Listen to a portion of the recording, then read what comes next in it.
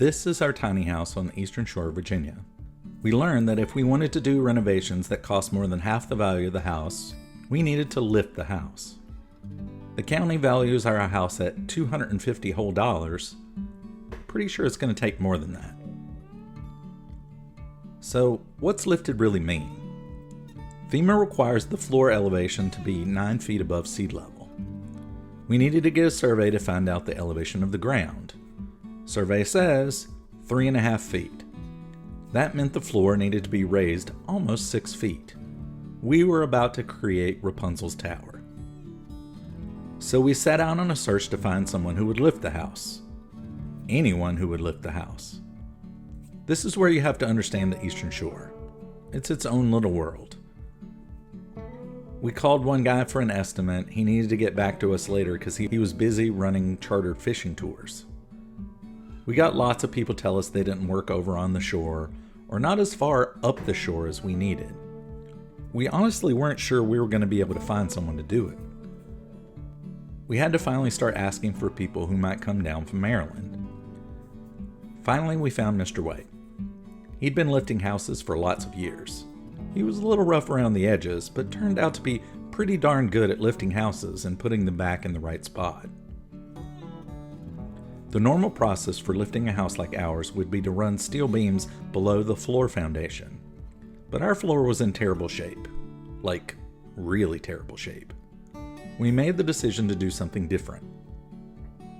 Instead of lifting a floor that we needed to replace, we built a new frame about 18 inches up to support the steel beams. That combined with beams on the outside let us lift the house without lifting the decaying floor. They just ran a saw around the outside and cut the whole bottom off. The house went up and the floor stayed put. House lifting is a fascinating process. They started off sliding big steel beams into the holes we cut in the sides of the house. Then they clamped another beam onto the end of each beam to tie all three together. They used a hydraulic lift system on all the beams, then set it down on these big wooden blocks called cribbing. Each point has a small jack that connects it to a central control unit.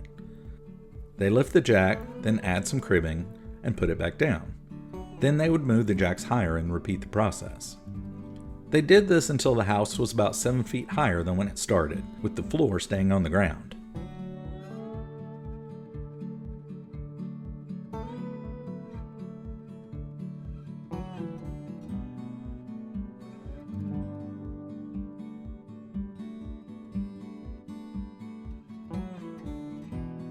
The next step was to demolish the floor. At first, it was a little scary working with the house open just above you, but you get used to it pretty quickly.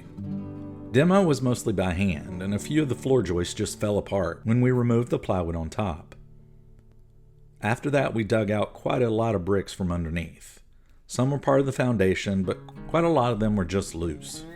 These will be part of a future project, I'm sure.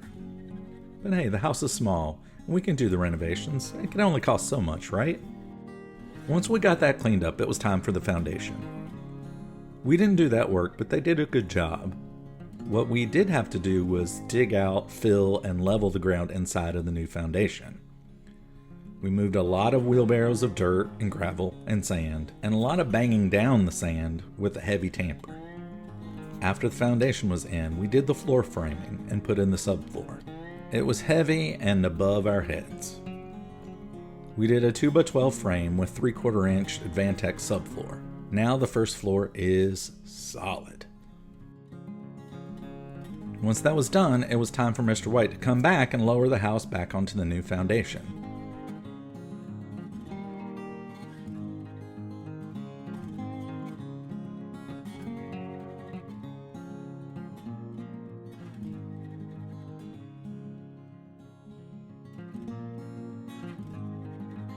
Shockingly, it went down very close to level and very close to square.